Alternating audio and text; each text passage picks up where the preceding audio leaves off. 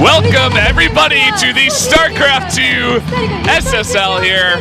Welcome, welcome. We're having some audio issues, but we're gonna jump right into it. How are you doing, Wolf? I'm doing just fine. I feel like my voice sounds like when I played Rebel Assault 2 and the Corellian fighter was like cutting out and stuff, but I'm sure the issues will be resolved shortly, guys. We've been working on it for the past 20 minutes or so, so please bear with us. If you can get the message out there to everyone that we are solving the problem, please do. But this is going to be the first finals here of the year in Korea. And it's going to be a big one. Dark, known as one of the best players, if not the best player, is on a roll. Stats himself, it's his first finals for Dark 2 in a big Star League, a major one here. Looking at the win rates, you can see Dark has had a much more, like a much stronger performance at 10-1, whereas Stats actually having a negative win rate of 7-9 overall. Yeah, Dark's road over here was a lot cleaner, and Stats had to go through that loser's bracket, and that's exactly why we say this finals is the two roads, right? The two roads to get here. Dark is on that high road. He's winning everything, only dropping one map. And then, of course, Stats having a bit of a rougher time, but he's fought his way through, and after 8 years, he's finally made it to a championship. Yeah, that's right. Now looking at the roads here, breaking them down a little bit easier. The only loss Stats had, the player that knocked him into the loser bracket, was none other than Dark himself. He lost 0-3 to Dark in that winner's semis, and it was all about drop play, just all-ins, timing attacks. Dark just had his number on all 3 maps. We were rewatching those maps, and we were hoping to learn something, but all we got was like 3 all-ins out of Dark. The third map was a little bit, longer of a map. It was on Arena, but it started off with an all-in from Dark again. So that was the only time, well, he did win against Classic there, but playing against Stats, it seemed like his answer for dealing with Stats, who is also a very strong macro Protoss, is to just go aggression all the way here. Yep, that is the way of things. Not sure what we're going to jump into here in just a moment. It might be us, our beautiful faces. Finally, here we are up on the 2nd floor. We got the beautiful stage behind this. Welcome, everybody. I hope you could hear us and see us, because we finally seem to have gotten some of the issues fixed, and we're finally here at the beginning of the broadcast. That's good. That's right. I think you guys can hear us, but we can't hear each other as well. So forgive us if we talk over each other or do just any sort of awkward like mistakes on our broadcast, because we have some issues there.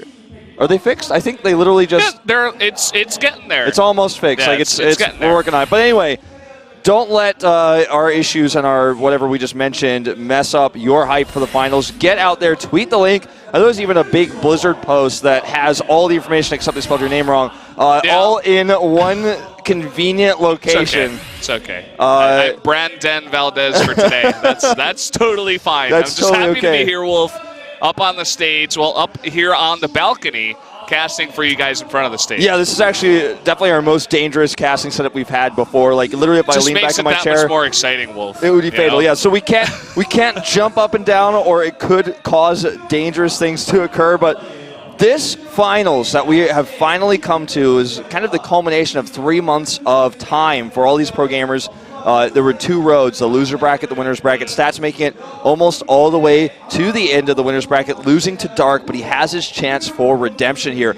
And this is the first big finals for both players, for an individual league, for a Star League. Yeah, they both won it, and not for different reasons, but they've also kind of come through 2 different roads to get here. Dark, the newer player, hand-selected by Boxer, picked into Slayers, makes it into SKT, and is now doing fantastically. Finally, like, all that potential came to a head, and he finally hit that mark, right? Whereas Stats, he's been kind of getting by for 8 years, He does fantastically in Pro League. Over the past 2 years, he's really made a name for himself. He used to be very underrated, but now he's a household name for anyone who knows StarCraft. And today he wants that championship after 8 years. He really, really wants it. And that is the main story here, For Stats, he's been playing the game much longer than Dark. He's been around much longer. He's been playing since Brood War. Pro League is his home.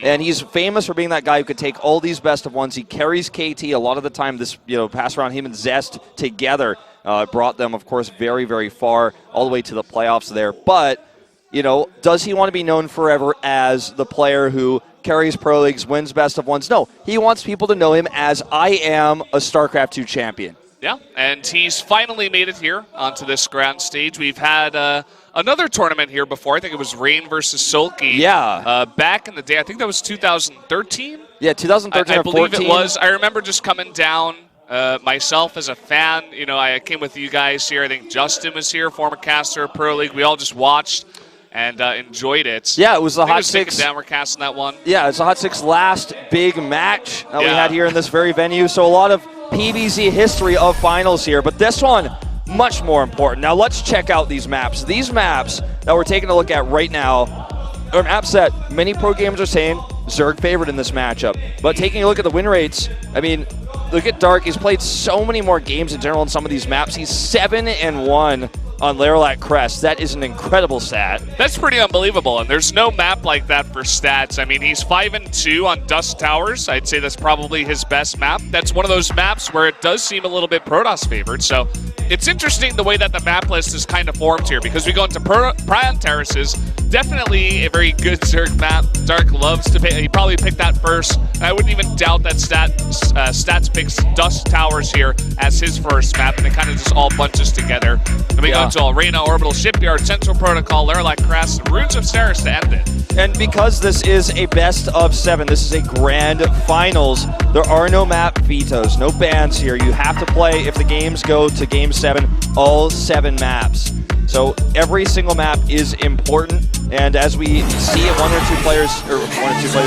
player takes the advantage will have to keep in mind what maps are coming next, which builds and which strategies they want to play. There are some strategies that are viable on multiple maps. So you have a map like Arena, though, where you have unique strategies that only work on that map. Yeah, it's going to be pretty crazy, guys. We're almost ready to get to set number 1. You can see the looks on both of these players' faces, nerves, excitement. They're ready to go, but they're on the biggest stage of them all here at one of the biggest Star Leagues in Korea. The map is loading up, Wolf. I think we're going to get into this in just a minute. That we are. All right, guys, spread the word about this tournament. We're going to jump into game number 1 here on Prion Terraces.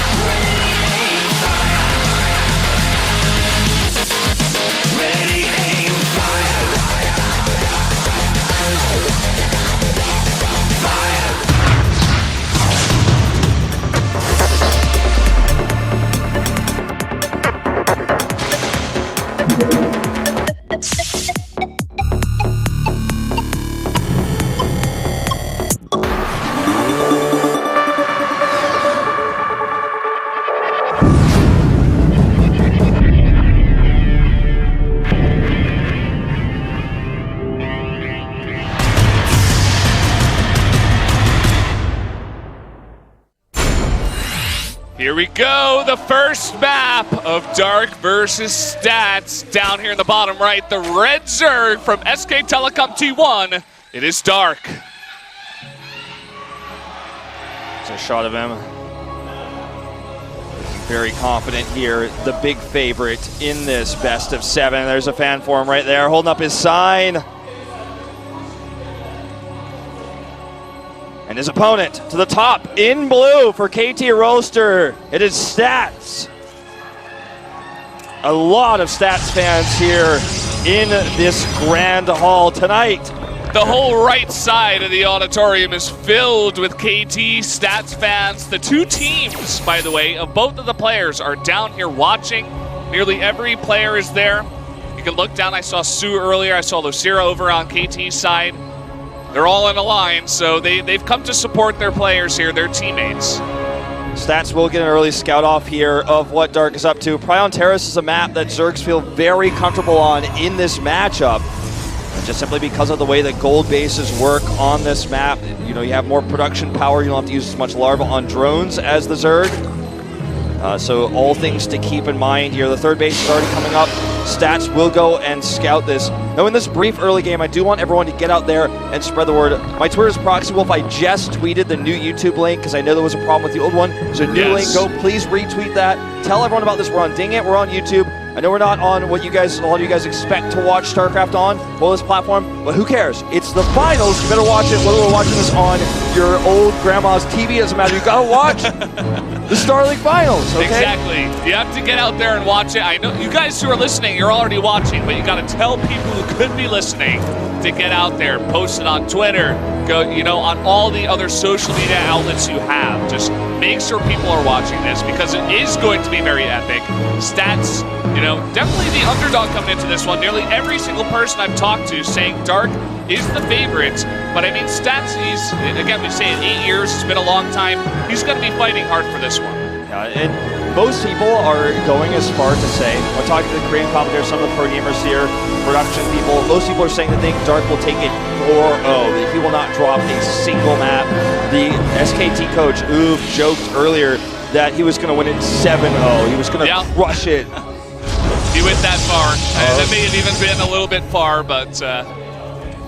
These two gateways are shown directly to Dark here, underneath the Overlord. Obviously adding gateways to the stage of the game, nothing too crazy about that. It's not like you need to hide that information. Dark continually checking. We're going to see Baneling Nest and Baneling drop coming in. This is how Dark played that previous series versus Stats. It was drops almost every game.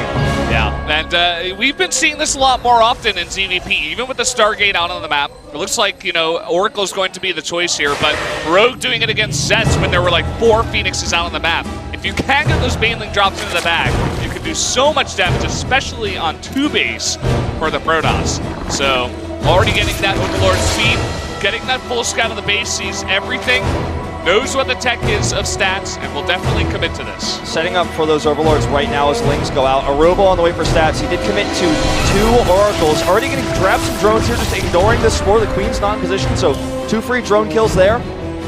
And Overlord over here following the Mothership core. He wants to know where it is at all times. We might see some Banelings morph here. 4 over here on the right side. The Overlord is ready as well. Looks like he wants to pressure the 3rd base at the same time. He's going to draw the attention of Stats to the 3rd base, and the Baneling drop is going to come in the back door into the main. But Stats is ready for this. He has spotter pylons in position as well as some adepts, but he needs to split his probes here. 1 Phoenix is coming out as well, which should help this. Okay, he's looking right here, right now. He just made these structures. Here comes the drop. Drop coming in. Nothing moving. The probes are not getting out of the way, and here come the Banelings, dropping them down. Oh, the Banelings prioritizing the adepts. Very lucky for Stats. Very lucky. That could have been disastrous, but there's still 2 Banelings left. This isn't over yet. Not over yet, and it looks like some damage on the other side too, but here come the Banelings. Nice splits, but good pickup by Dark. He does not waste those Banelings, wants a better hit. Oh, canceling that detonation, so smart. We'll get 6 probes in total here. That's the end for this Drovelord, but 2 more morphing currently. Stats' Oracles, looks like they got 5 kills maybe between the 2 of them. That's not a ton of damage, and this attack will continue. Most important thing for Stats, though, is he kept his 3rd base up. That pressure, that it was putting on there distracted him a little bit, but he keeps that 3rd base alive. Oh, wow. Stasis over here planted will stop 1 drone from mining. Trying to get a bit tricky over there. Stats doesn't want that damage, so just trying to put down the stasis ward. And look at the drone count right now of Dark. Of course, we talked about it before. He can stay low on drones just because of the way this map works with the 2 golds. But he also wants to put on the aggression. He does not want to let Stats get that free 3rd base. And here he comes. Lots of Queens already loaded up. 8 Queens have been made a total of 55 plagues. And here come the mains. Here we go. We've seen this before. This has worked for Dark in the past. Here comes some Oracles. He can actually start targeting down these Banelings early if he wants to. Maybe he wants to build the energy. Well, looks like he's going to wait. I'm not sure what he's waiting for. Maybe waiting for them to morph. Okay, here we go. Don't forget there are Banelings in these Overlords as well. But I love this. He's going to target down. Queen's coming in now to help deal with these Oracles. He kept it as a surprise. 1 Oracle about to go down, and down it goes. The second one will die as well. He needs force fields. They're light. Where are they? No force fields if the overcharge is coming down, but the Banelings are rolling through, and everything gets around, and there's still so much dirt left over. Oh, this is disastrous here. Don't forget all the extra tweets. Stats getting popped here in this first game. That 3rd base is history. 3rd base is totally going down, but can he stop some further damage from getting here?